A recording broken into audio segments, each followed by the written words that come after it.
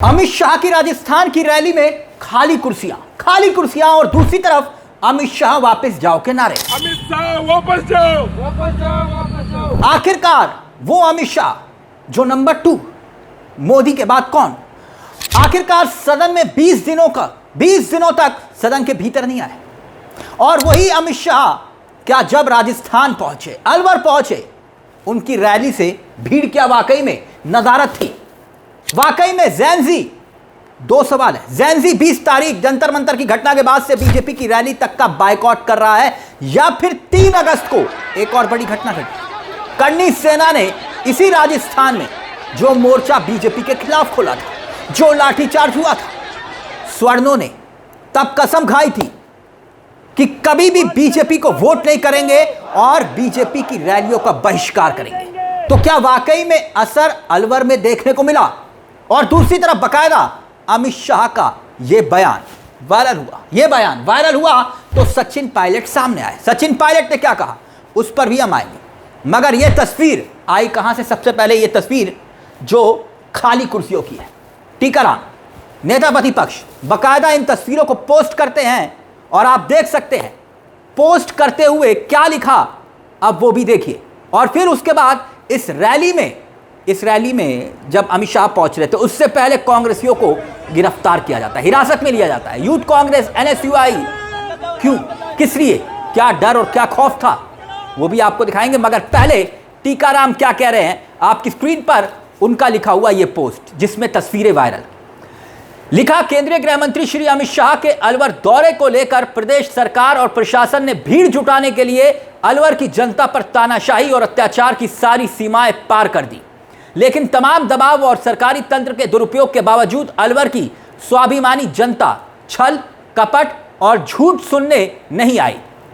आगे उन्होंने लिखा कि उल्टा जो लोग आए भी वो भी भाषण शुरू होते ही उठकर चले गए। प्रदेश की जनता अब जान चुकी है कि भाजपा का हर वादा खोखला और झूठा है। जनता का भाजपा से भरोसा खत्म हो चुका है। सरकारी मशीनरी से व्यवस्था की जा सकती है, भीड़ जुटाने की कोशिश की जा सकती है, लेकिन जनता का विश्वास नहीं जीता जा सकता।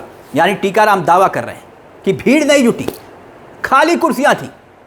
ना सिर्फ दावा हो रहा है और दूसरी तरफ याद दिलाया जा रहा है कि कर्णी सेना ने बायकॉट का ऐलान किया था। इसलिए मैंने कहा क्या ये खतरे की घंटी है। इतना ही नहीं, कांग्रेसियों को हिरासत में लिया गया। देखिए अमित शाह के ठीक दौरे से पहले कांग्रेसियों को हिरासत में क्यों लिया गया, अलवर की तस्वीरें हैं ये।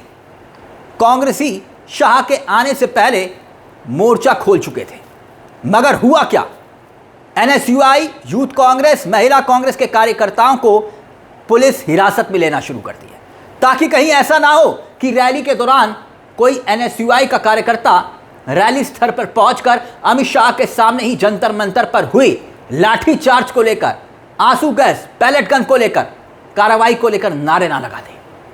इसीलिए इन सबको हिरासत में लिया गया। और दूसरी तरफ अलवर में ही मोती डुंगरी पर पुतला फूका गया अमित शाह का, और नारे क्या लग रहे थे, अमित शाह वापस जाओ। यानी एक तरफ खाली कुर्सियां और दूसरी तरफ अमित शाह वापस जाओ के नारे। फिर वो बयान भी दिखाएंगे और सचिन पायलट ने क्या जवाब दिया उस पर भी आएंगे। लेकिन सुनिए शाह ने ऐसा क्या कहा, फिर सचिन पायलट वाले विषय पर आएंगे। लेकिन पहले देखिए क्या हुआ। अमित शाह मुर्दाबाद, मुर्दाबाद, मुर्दाबाद। अमित शाह मुर्दाबाद, मुर्दाबाद, मुर्दाबाद। अमित शाह वापस जाओ, वापस जाओ, वापस जाओ। अमित शाह वापस जाओ, अमित शाह मुर्दाबाद,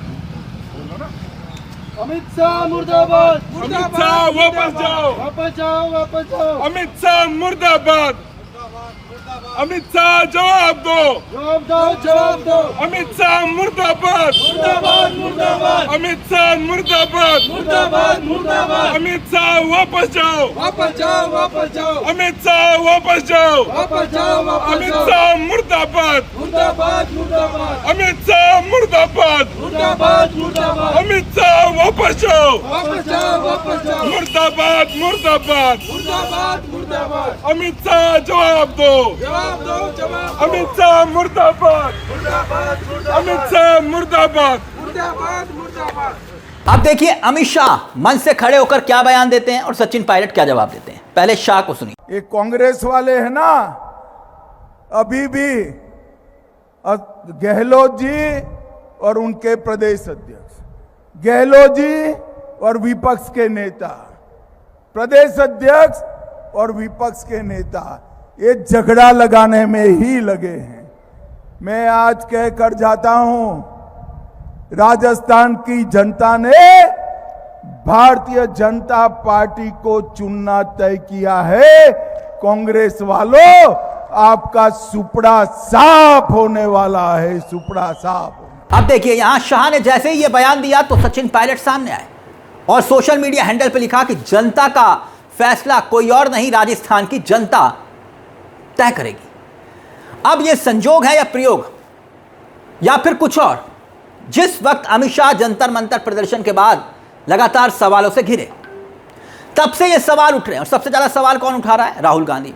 और जैसे ही राजस्थान में पहुंचे, तब उस वक्त अमित शाह पहुंचे, ठीक उसी वक्त एक और बड़ा ऐलान होता है। डबल इंजन की सरकार, मोदी जी की सरकार। आदेश क्या होता है? सरकारी स्कूलों में एंट्री बैन। एंट्री बैन, जो जाकर लोग तस्वीर खींच रहे हैं, वीडियो बना रहे हैं, आदेश आ गया। और वैसे ही आरोप, सच्चाई को छिपाने के लिए यह सब कुछ सरकार कर रही है। मोदी सरकार, डबल इंजन की सरकारों में यह सब कुछ हो रहा है, आरोप लग रहे हैं। खैर, दूसरी तस्वीरों पर आइए। बीजेपी को अब यहां पर एक और बात गौर करने वाली बात यह है कि राजस्थान का कोटा, इसी राजस्थान के कोटा में राहुल गांधी ने छात्रों की गूंज कार्यक्रम किया था। वहीं से ही शुरुआत हुई थी छात्रों के गूंज कार्यक्रम की। जबरदस्त भीड़ थी कार्यक्रम में। आरोप क्या लगे कार्यक्रम से पहले? स्पीकर ओम बिरला का संसदीय क्षेत्र। आरोप यह कि उन्होंने बकायदा उनके कार्यालय से शिक्षण संस्थानों को फोन गए कि अपने छात्रों को इन कार्यक्रमों में मत भेजना। और उसी राजस्थान में राहुल गांधी का कार्यक्रम हिट हो गया।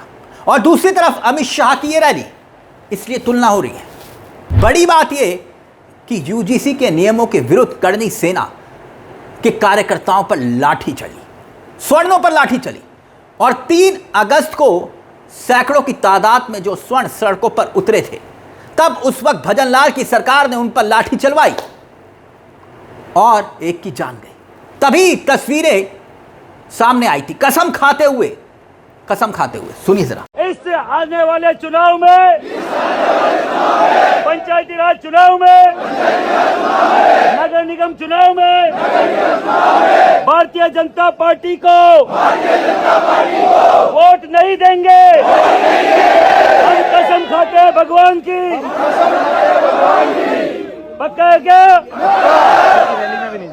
उनकी कोई रैली में भी नहीं जाएंगे।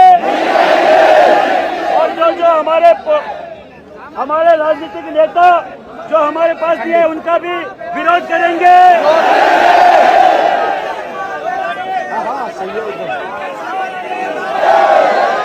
अब बांकीपुर और दतिया उपचुनाव को याद करिए। अमित शाह की कोई चाणक्य नीति वहां नहीं चली। क्यों? क्या स्वर्ण नाराज थे? यही सवाल खड़े हो रहे हैं। और क्या वो नाराजगी अब यहां पर धरातल पर भी दिखाई दे रही है? एक तरफ जंतर मंतर पर जो 20 तारीख को लाठीचार्ज हुआ, क्या उसके बाद देश के भीतर हालात बदलते हुए दिखाई दे रहे हैं? क्या वाकई में बीजेपी के खिलाफ ये आक्रोश अब रैलियों तक पहुंच चुका है? इस पूरे मामले को लेकर दोस्तों आपकी क्या राय है? अपनी राय कमेंट बॉक्स में जरूर दीजिएगा। मुझे तिलक चावला को दीजिए इजाजत। बेल आइकॉन दबा लीजिएगा। मंच आप ही का है। नमस्कार, जय हिंद, जय भारत।